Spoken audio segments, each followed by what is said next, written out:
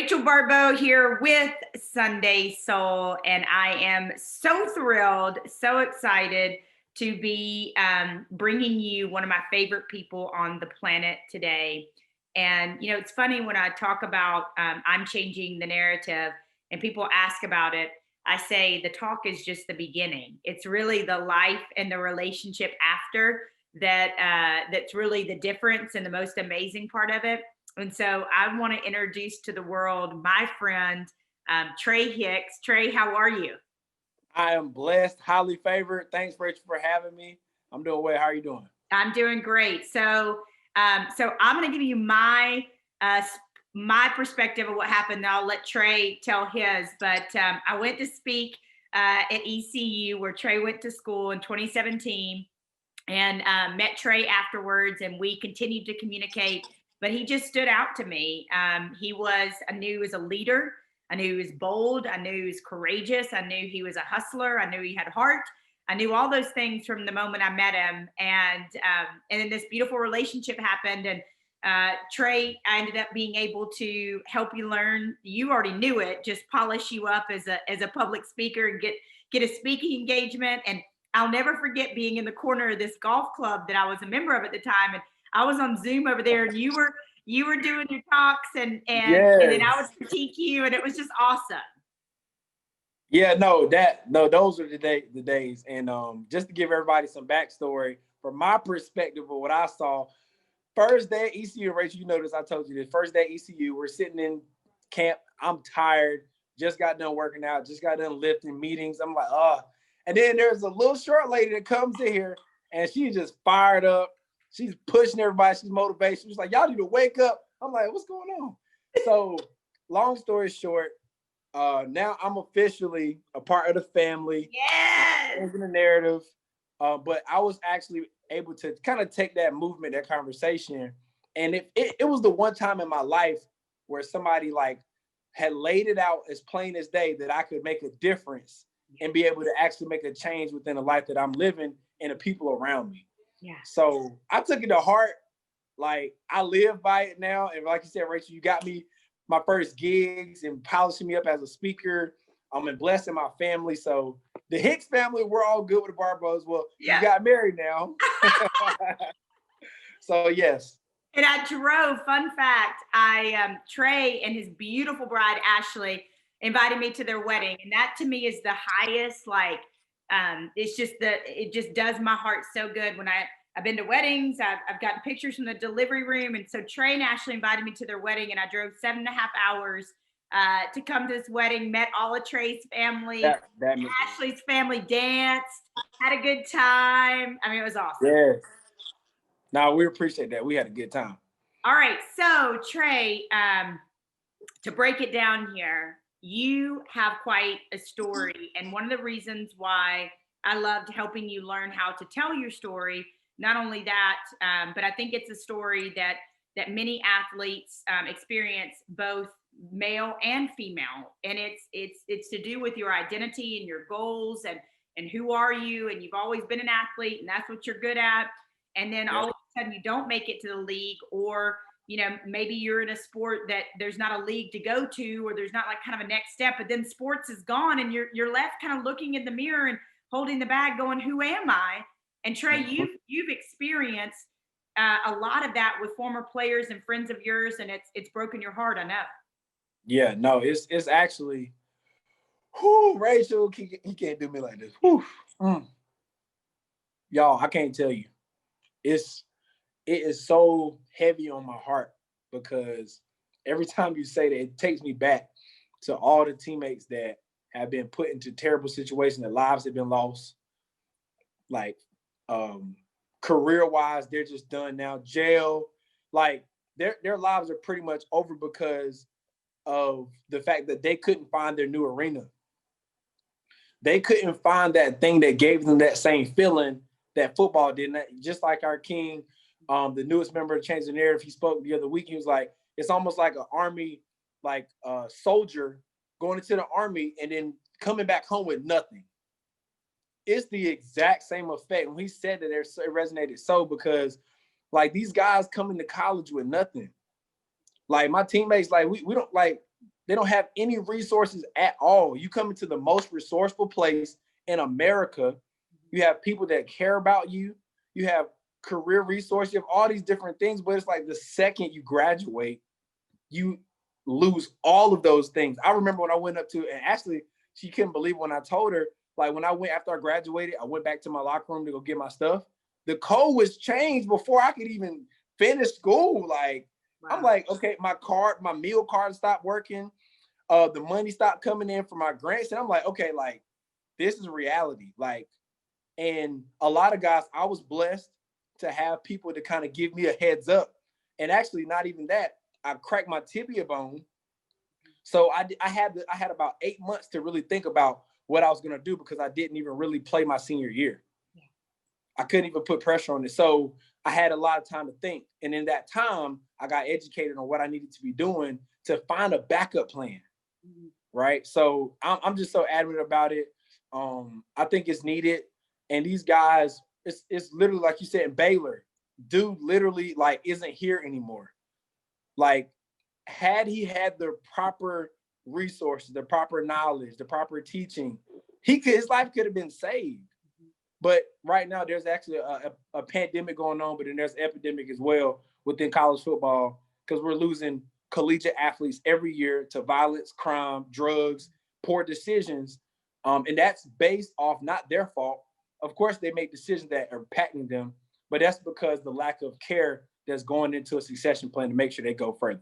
Yeah, so that's my feel. Yeah, and what's awesome about this is, one, you're helping us. You're joining I'm Changing the Narrative, and we're helping you go out and speak on this and speak about that backup plan and speak what you did as an entrepreneur and a business owner, what you did and how your business thrived, and X, Y, and Z, what to do. I just shared a video the other day. You were talking about investments and investing in things in the long term that, you know, you put the money down and you ain't going to see it for a while. You're not going to see the returns on it. But I shared that. So you've got the whole business entrepreneur side thing going. But what you also have is that, hey, I've seen my teammates, armed robberies, drugs. I've seen leaders on the team fall when the lights went out. And so what you and I are very similar, and why you decided to join us with this movement is we're going to form a board. We're going to form a movement. And we're just in the very beginning stages, but we've got other kings that have joined us. We're going to be inviting queens. And Tre, you're the lead PAL, player alignment liaison, but we're going to do our very best. And I'm changing the narrative to make sure that kings and queens don't fall through the cracks when they leave school. They feel like they matter. Somebody's checking on them. They have resources to mental health. We've got mental health professionals that are volunteering their time to I'm Changing the Narrative to say, if somebody's in trouble, I will be there for them. And then we'll get them to the proper resources and help. We're talking about job creation. We're talking about social, emotional, economic, all the different things that we want to do. And my friend, you're leading that up. And I think back now, how we don't get it. Like I just thought I was walking into a room and these talks mean everything to me, but I had no idea what God knew. And that was connecting us to do this. 2017, we're now 2021, that we would come in a circle with this and be able to work together to save and change other people's lives. Yeah, it's wild how that happens. Absolutely. Like, and the thing about it is, this how it's God's speed. Oh, Rachel, this is God's speed. We did not see this. It's not like we sat down and wanted to. You came up with an idea. You said, Tre, like, these guys need something. Like, they need something to where afterwards they can have.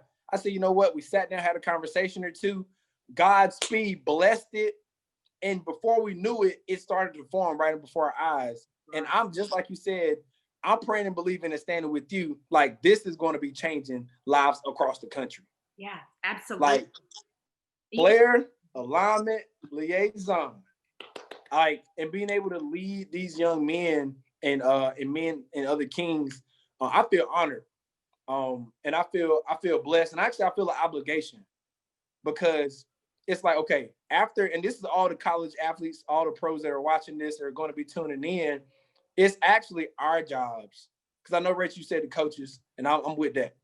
But it's our jobs, is my alma mater being East Carolina, at least to start with them. Like, if I can't do anything, at least try to reach back and protect the lives of those that are still in school where I went to school, at least.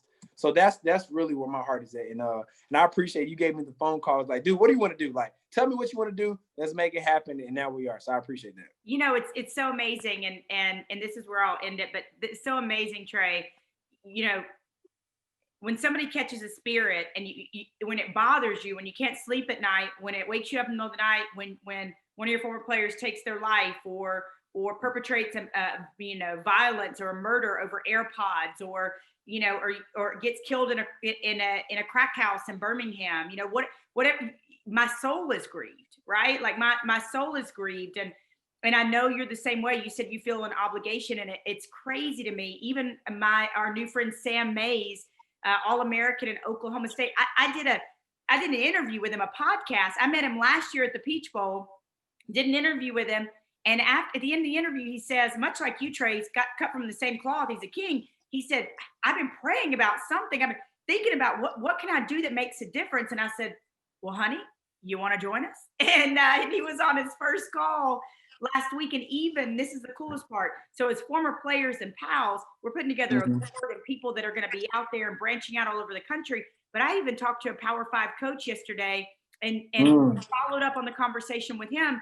And I said, I would imagine that, I mean, I know this, when you hear a former player getting in trouble or something happened to them or taking their life or something terrible happened, that grieves your spirit. Of course, Rachel, he said, of course.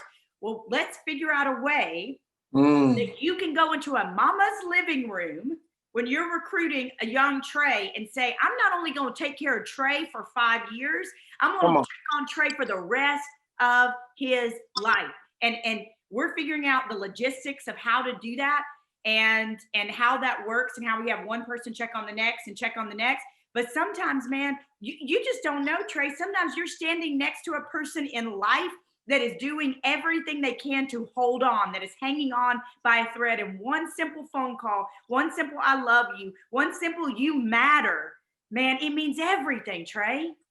I had a teammate in the back of Bahama Breeze in Raleigh, North Carolina, 5 minutes from where I stay, maybe 8 minutes, get gunned down because he was trafficking large amounts of drugs. He was my Rachel. Oh my God. He was my camp roommate. I remember I gave him my jacket. During camp, and I would always say, like, hey, I wonder when he would give me my jacket back. And he got killed. I was like, dang, like, I still never had the opportunity at least to joke with him, like, hey man, give me my. And it's crazy because he was a leader. He had everything going for him. He was a starter. Like, how do you go from it's beyond me. We have so much work to do. And anybody, it's a call to action. Anybody that's out there that's being able to watch this now, that has a resource, please connect. Yes. Please connect, because this is needed. It's needed. He's so awesome. And this is why I love Tre, and he and his wife and little Tre are like family to me. But he's absolutely right. If you can sponsor us, if you are a mental health professional, if you have some other resource, if you want to help us with job resources and career resources, whatever it is you feel like the gift that has been put inside of you, right? That God has given you, whatever it is you believe. For us, it's God.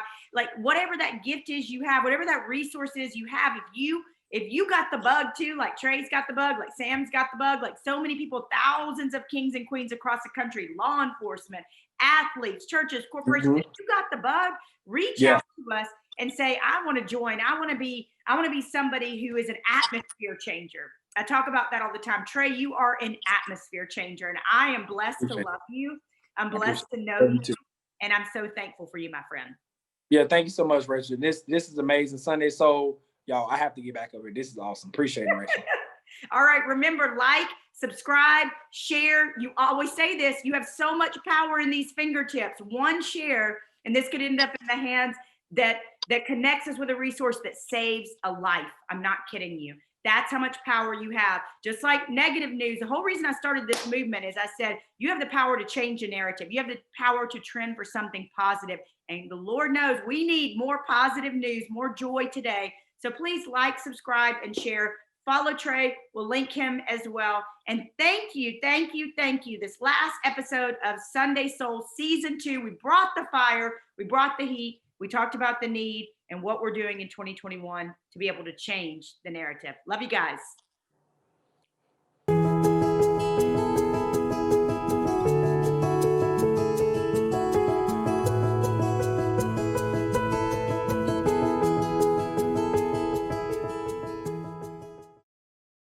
Hey, Rachel Baribeau here. If you love this video, please subscribe. You can also hit that little bell down there, and that will let you know every single time we go live. And one better, leave us a comment.